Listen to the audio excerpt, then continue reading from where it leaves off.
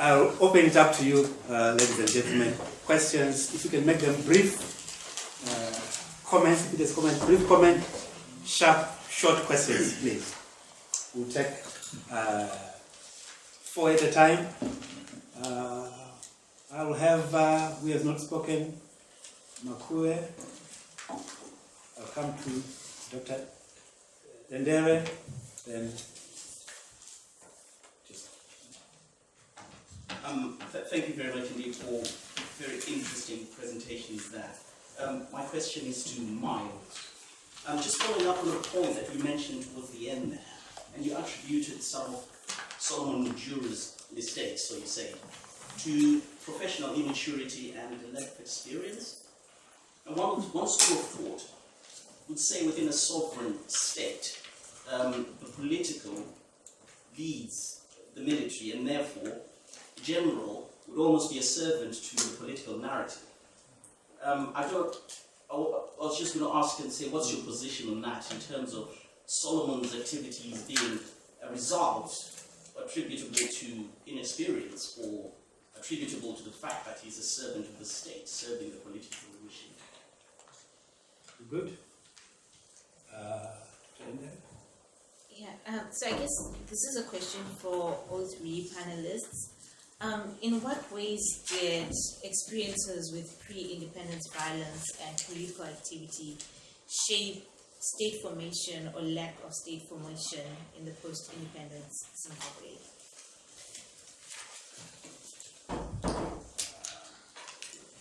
Yeah, I think that question is probably primarily for Dan, although I think it might have some resonance for Miles as well, which is thinking about a generation of young people who Dan described really well are left without a place where they can build on their education within Rhodesia itself and end up on these scholarships which are awarded on the basis of your ability to engage actually ostensibly at any rate with academic ideas. And so we know, there's a group of people in Marx who are reading a lot of theory. They're hanging out in London, they're hanging out in Oxford, they're having these conversations in the pubs. And then when they go back to Zimbabwe, they're no longer asked to think. They're instead asked to produce policy. And not to, so all of those ideas that they've been playing with, they just kind of disappear. That we begin to get a move towards not what is the nation as an intellectual question, but how do you run the nation? How do you formulate the nation? How do you run a civil service? And I just wonder whether that then gets, it seems to me, that then becomes part of the political culture. So that what had been a much more vibrant political culture becomes a much more instrumentalist political culture, and how far that begins to explain some of the problems we've heard around social media and so forth today. I mean, I know there's a few decades in between in which other things have happened, but there isn't that same sense that politics is a conversation, as opposed to politics is a struggle over the state. Yes, last one there. I just had a really quick question on forgive me, on your name. Did you get a feel of gender breakdown of the people who were actually went out? Do we know what fraction might have been women, and if there were any, what sort of age group, and what their experiences might be? Okay, let's go with those 4, and then I'll come for the next round.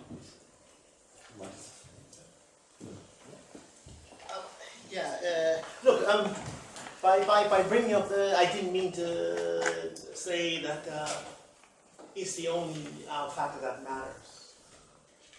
It was a soldier, there's a civilian authority. Naturally, he reported to the civilian authority, who was Mugabe at the time. And if there's anything about this particular individual, he firmly believed that politics leads to governance. Right? And it's largely a result of his training in Zimbabwe. He's Zimbabwe first, and they're so really distinct, soldiers, army politicians, and you respect that. So he's He's subservient to the civilian authority. You follow the orders, but still, day-to-day goings on in the army. Right? It's still the army commander's responsibility. It's some of the follies, some of the mistakes that were made. I think it's partly that. And I think that's safe. I'm going around in circles. It's because when he's integrating the army, running the army from the 80s, he's always the person right next to him is the BMAP command. The British Army had a training team down in Zimbabwe assisting the ZNA. So he's always got the BMAP commander next to him. And these BMAP commanders, the age groups I mentioned, they're way, way older with vast experience. And you ask all of them, I've interviewed all of them except Baskerville Glegg, who committed suicide before I talked to him. They all say that right across, this man was not ready for this.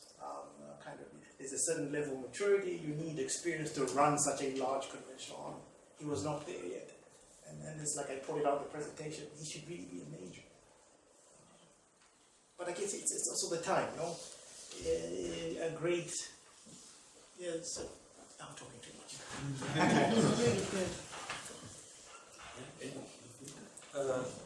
Okay, I'll take your question first, David. So how did post-independence activism, or how did pre-independence activism shape post-independence state building? I guess this is a wonderful area of study in terms of liberation movements in exile, with Jocelyn and Miles are definitely kind of like much more authoritative on than I am. But I think Gerald Mazarire did a great paper in JSAS, which was about ZANU's, this is about ZANU specifically, but their external networks. And what comes across in that paper is how different and how spread out these different institutional cultures are, depending on where you are. So if you're in a camp, it's very different to what happens if you're in a student activist network in the UK. And I think that what that means is that you end up having this kind of like collection of different sorts of cultures with different sorts of skills. I mean, the people that I follow have this tremendous level of technocratic and academic expertise. And at the moment of independence, there's been estimates that kind of like 40,000 professional Zimbabweans are in exile at the point of independence. And so what happens at independence is you have this fantastic like rococo of different institutional cultures which are attempting to be melded together in this Zimbabwean state building project. And what happens with that is that you have these fantastic contests over control in which essentially, as time progresses, the kind of hawks tend to win out and the kind of more authoritarian aspects of ZANU-PF, which were at great use in the camps, as Joss and Miles know to a great degree, win out. So you have this kind of like very complicated state building project throughout the 80s that then slowly gets more and more closed down and unified into a quite aggressive form of authoritarianism, I think. And that kind of then leads, I think, into your question, Diana, which is, okay, so what about the people and the ideas that kind of come up through this? One of the things that I didn't talk about throughout this was Marx and the role of Marx. And I think that most of the people that I follow only really encounter Marx or get to grips with Marx when they go into exile. Students, it's in London that they talk, where they really get to grips with kind of like what they think socialism is all about. And people like Arthur Chedzingwa were fed up with people talking to him about socialism in the pub in London. He called them armchair revolutionaries, and he got completely upset about them. Another story was told to me by a guy called Farai Madzimba-Muto, who's Daniel Madzimba-Muto's son. And he was, again, he grew up in London and he kind of got very heavily involved in left-wing politics in London. And he would spend his summers, it's like kind of a really kind of like liberation form of gap year, he'd spend his summers in ANC camps and Zipra camps in Zambia, when he would argue with his dad about what the nature of the revolution was. And the dad would say, well, we'll go to the village and ask. And I said, you can talk to them, you can put your case there and I'll put my case there as the old nationalist, and see who people go for. And he was like, of course, everybody went with my dad. But these sorts of ideas that are happening, I think, yeah, definitely taken forward, particularly by a particular group of ideologues within ZANU-PF, Igbo being one of them. And they get marginalised. But I think what they were about wasn't necessarily about this kind of free kind of idea of like exchange of ideas. Rather, they were about revolution, or that they claimed to be about revolution, and particularly a revolution that they, as intellectuals, were entitled to lead. And it was that sense of entitlement, that sense of that we are smarter than you, that really pissed everybody else off. So I think that's one of the reasons why there wasn't much cut through. Yeah, I mean, I think both of you have dealt with some of the big questions there. I mean, Chico's question is a huge one, state formation and violence. I didn't know there was 40,000 professional Zimbabweans who came back in According to Faith in the 80s. I mean, that's a huge number. And that's more than the number of trained military personnel, probably. I mean, it would surprise me if that was the case. But anyway, I think the point is well taken. And I like the image of Rococo. I haven't thought of it in those terms before, but certainly, I mean, the story of the Zimbabwean state in the early 80s is one of huge contradictions. And it comes out of that very complex set of institutional cultures that you were referring to, Gerald's written about, and Raymond Sutton has written about it with regard to the ANC. You know, that people came out of incredibly different institutional contexts, cultural contexts, political contexts, with really different sets of ideas about what the new nation should be and how the state should be built. I think Zimbabwe in the 80s was this demonstration of incredibly technocratic, bureaucratic policy, which was embraced with tremendous gusto, alongside Kukuruhundi. And I think both of those are the inheritance, you know, of Zimbabwe, and they come from, you know, not just outside, but also the Rhodesian state itself, which was this extraordinarily powerful institution, which was incredibly useful. If you wanted to do things. So no one wanted to take that apart in the 80s. It was put to work instead. So I think that the answer is that it's incredibly complex. But of course, if you were ZAPU, the war didn't end in 1980. The war just carried on. And the war didn't end until 1987. And so your experience of that first period of independence was quite different from people in different parts of the country. Because every institution you belonged to was subjected to violence, whether it was local government structures or the agri-tax agents or, you know, anybody. You know, it wasn't just targeting of people who were ZAPU and ZIPRA. It was much more broad than that, and it completely changed the way the state functioned in that part of the country during that period. So everyone that we talked to in ZAPU and ZIPRA would always say, you know, the war just didn't end. You know, it just didn't end, it just carried on after 1980. And that's, I think, the best way to think about it. So the formation of the state in that part of the country was just really distinctive.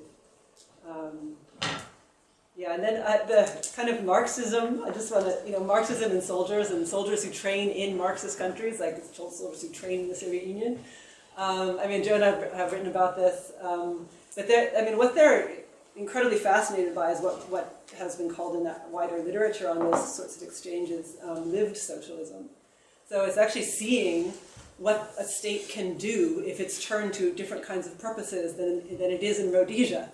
And that's what stuns people. You know, it's like, my goodness, there's a babushka on the plane.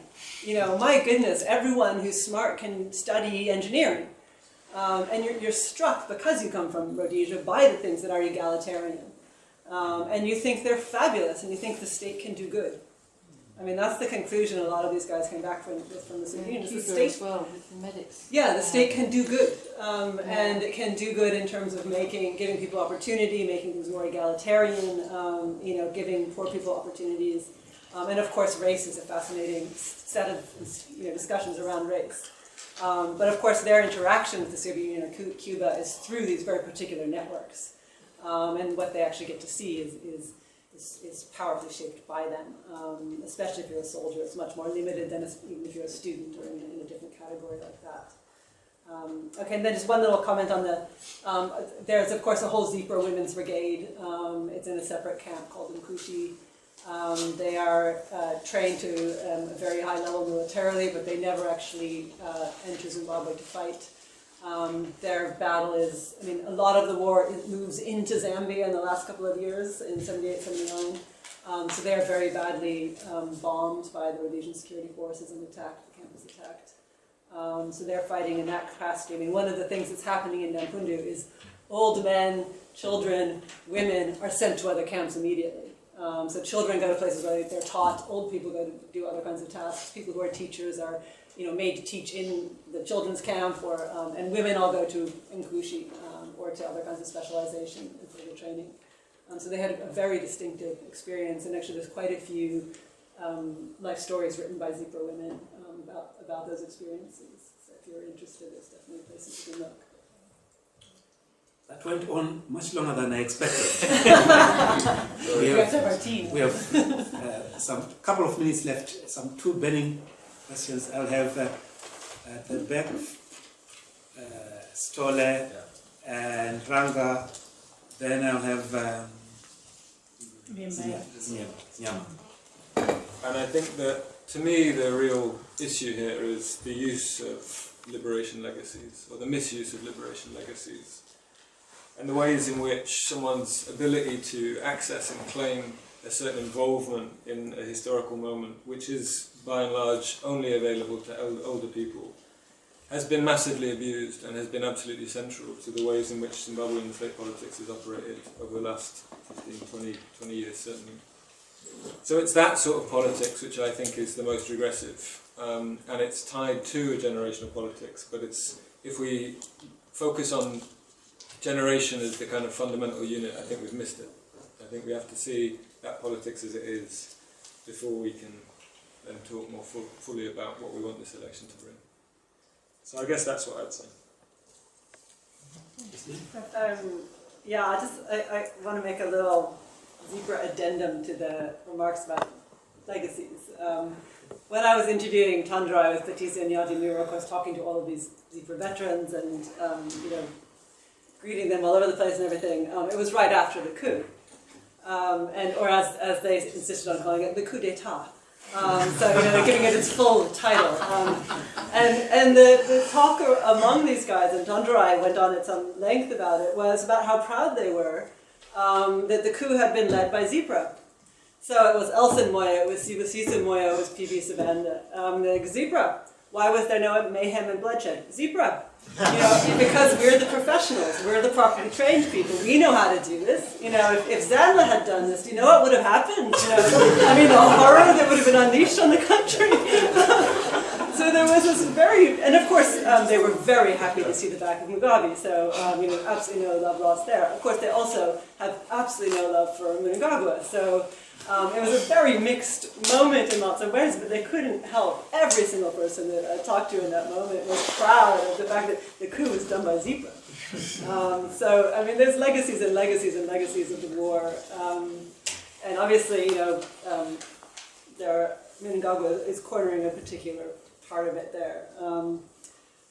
Just a quick comment on the Cold War influence. Joanne and I have been writing about this quite directly, trying to respond to literatures which are writing about the influence of the sort of global Cold War and its interactions with liberation movements, and trying to look at the southern side of the Cold War and all that kind of thing. But it remains in a very elitist literature that's it's kind of an international relations driven literature, and partly what we're trying to look at is how what happens in the daily interactions of rank and file people as they're being trained in the Soviet Union by Cubans in Angola or whatever it is. What is actually being exchanged in those moments? What kinds of ideas, what social and cultural interactions are happening? And I think that